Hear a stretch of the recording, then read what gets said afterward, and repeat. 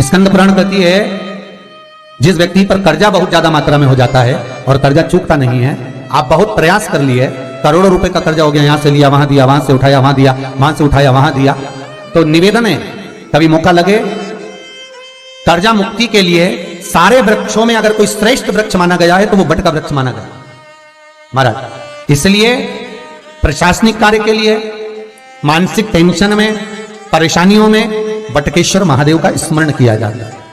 और यदि निवेदन करूंगा बहुत ज्यादा, यदि आपको कर्जा हो गया, बहुत ज्यादा कर्जा हो गया और वो कर्जा चूक ही नहीं रहा, तो थोड़े दिन बड़ के पेड़ के नीचे आप बटकेश्वर महादेव के लिए 1 लोटा पानी, उसमें थोड़ा सा पिसा हुआ चावल पीस के गला लेना, चावल को और पीस लेना, पीस के उस पानी में मिला लेना और मिलाकर उसमें थोड़ी सी हल्दी पीसी हुई डालकर बटकेश्वर महादेव के नाम से बड़ के पेड़ के नीचे अपनी कामना कर जो कर्जा हुआ है उस कर्जे का भान देते हुए, स्मरण देते हुए छोड़ दीजिए महाराज। 2 या 3 सोमवार एक ही जगह पर करना, 3 सोमवार बाद वहीं से बड़ के पेड़ की थोड़ी सी जड़ उठा लाना और उस जड़ को एक कोई धागे में बांधकर या तो अपनी गले में डाल लो या अपनी जेब में पटक लो, उसको थोड़े दिन पटक कर रखना, लगभग 2 से 3 महीना पटक कर रखो। वो जड़ जैसे बड़ का पेड़ विस्तार होता है, पानी गिरे ना गिरे, जल वृष्टि हो ना हो, गर्मी पड़े ना पड़े, उसको कोई फर्क नहीं पड़ता, बड़ का वृक्ष आप रूप फैलता जाता है, उसकी जड़ें अपने आप प्रबल होती है। उसी तरह ये बटकेश्वर महादेव कहीं से भी अगर जड़ आपके पास में रखी है 1 महीना 2 महीना 3 महीना तक, तो ये जड़ अपने आप लक्ष्मी को पकड़कर खींच कर लाती है और कर्जे से मुक्त कर दे। बटकेश्वर महादेव का स्मरण सुख का देना हो महाराज। ऐसा कोई कार्य नहीं जिसमें पशुपति व्रत लाख ना करो, बस दिल से अगर आपने पशुपति व्रत करा है, बाबा विश्वनाथ के 5 पशुपति व्रत होते हैं, किसी भी सोमवार से चालू कर सकते हैं। बस करना क्या है, सुबह पूजन की थाली लगाकर लेकर जाना है, शंकर भगवान के शिवलिंग की पूजन करना है, मंदिर में अभिषेक पूजन करो, वो थाली वापिस लेकर आ जाओ, घर में रख दो।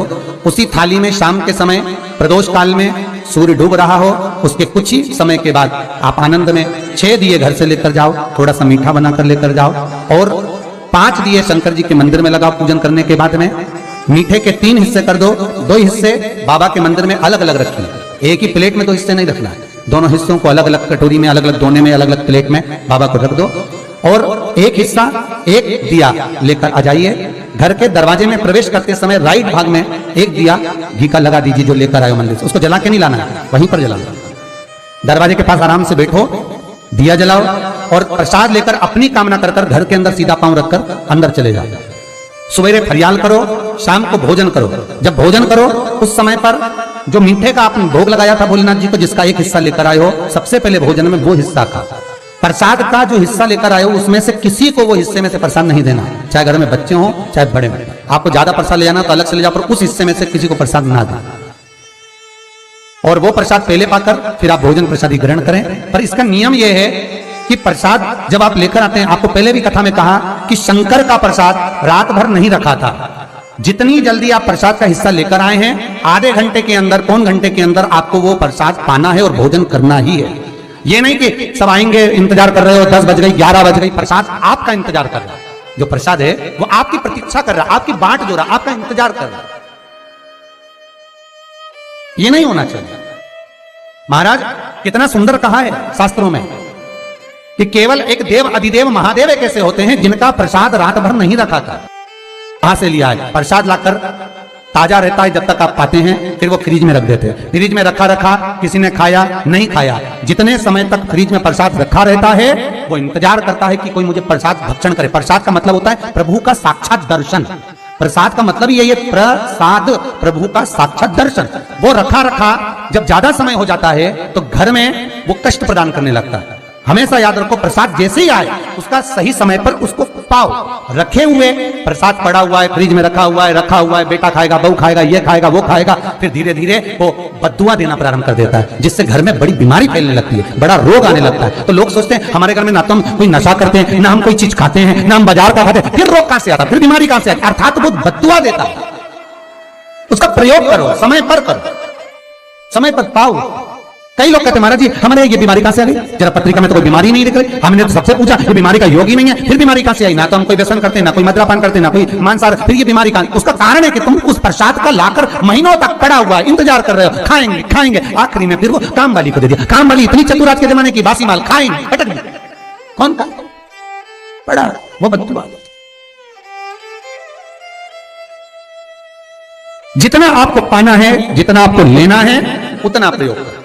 ज्यादा रखकर बहुत दिनों तक पड़ा है, खोर रखी है, मोहनथाल रखा है, लड्डू रखा है, पेड़ा रखा है, कुछ सामान रखा, नहीं नहीं भाई, जितना बने उतना लाओ, नहीं तो किसी को तुरंत बांट दो, समापन करो। पर अपने यहाँ पर बहुत दिन तक रखकर उसका बाबा स्वयं, मेरा श्री जी बाबा, मेरे तिरुपति बाबा, मेरा गोवर्धन नाथ, मेरा भोलेनाथ, उस प्रसाद के रूप में तुम्हारे घर में कितने दिन इंतजार करे कि मैं तेरे भीतर प्रवेश करूं, पर तू कराए नहीं, पड़ा है, रखा रहने दो, मन नहीं करता। शक्तियों जैसा कर्म मत करो जिससे हमें कष्ट मिले।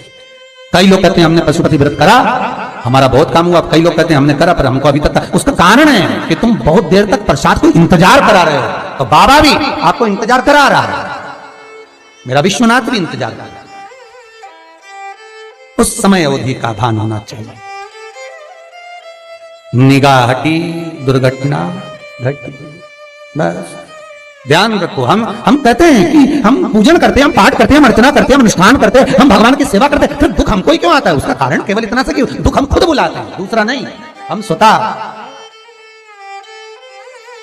पशुपति व्रत 5 व्रत करो। 5 व्रत पूर्ण होने पर कई माताएं कहती है कि बीच में हमारे व्रत छूट जाते हैं रजस्वला धर्म के समय पर, तो व्रत तो करना पड़ेगा पर पूजन नहीं होगी और वो गिनती में भी नहीं आएगा, पर व्रत करना है पर गिनती में नहीं आएगा। मार पूजन भले मत करो, 7 दिन बाद आप जो व्रत करें वो अपने ऊपर है, पर गिनती में नहीं आएगा, व्रत करना पड़ेगा। गिनती में तब आएगा जब दरवाजे पर आप दिया लगाएंगे, जितने दिया आपने लगाए उसी गिनती में आएगा। और महाराज 5 व्रत जब पूर्ण हो जाएं, 5वां व्रत रहे, तब एक नरियल श्रीफल, उस पर एक मोली नाड़ा लच्छा लपेट कर, उस पर 11 रुपए रखकर, कोई आपको किसी को ना भोजन कराना है ना भंडारा करना है, केवल मोली लच्छा लपेट कर 11 रुपए रखकर बाबा विश्वनाथ के सम्मुख में शंकर जी की वो जलाधारी जो गोल है माता जगत जननी का हस्तकमल, उसी पर रख देना है। विनती कर देना, बाबा मेरी ये कामना से मैंने ये व्रत किया। जो पशुपति व्रत स्कंद पुराण में, लिंग पुराण में, नर्मदा पुराण में, शिव महापुराण में, पद्म पुराण के अंदर वर्णन किया, वो व्रत मैंने किया। बाबा मेरे इस व्रत को स्वीकार करना, मेरी कामना पूर्ण करना। बाबा को झोली पसार कर प्रणाम करो और अपने घर को चल जाओ। बस यही 5 व्रत का विधान। पशुपति व्रत ऐसा कोई काम नहीं जो ना हो, बस दिल से अगर व्रत किया है तो बाबा मनोकामना पूर्ण तो करे ही है। मनोकामना आप हमारे घर के, चाहे घर की धर्मपत्नी हो, चाहे भांजे हो, कोई प्रॉब्लम होती है मुझसे कह देते पशुपति व्रत कर हो जाए। बस पशुपति व्रत में आपका भाव शुद्ध होना चाहिए। निर्मल चित्त निर्मल मन सो मोहि पावा, मोहि छल छिद्र कपट ना भावा। निर्मलता के भाव में भगवान मिल सकता है। और फिर निवेदन करूंगा, 1 लोटा पानी चढ़ाओ ना चढ़ाओ, पर बाबा से दिल से आप मिलो तो एक बार, दिल से उससे कहो तो।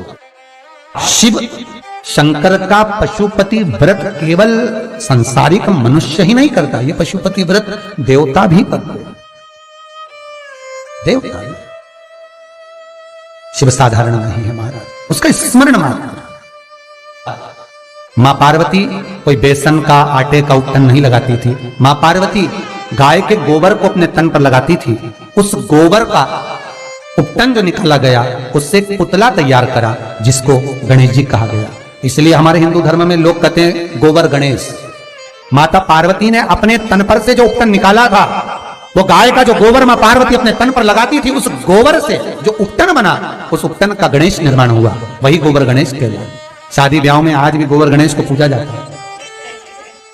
शंकर को आधा चावल का दाना नहीं चढ़ता, आपको मालूम होगा। शंकर को आधा चावल का दाना नहीं चढ़ता। शंकर को फूटा हुआ नारियल नहीं चढ़ता। शंकर को खंडित बेलपत्र नहीं चढ़ती। शंकर को टूटा हुआ फल नहीं चढ़ता।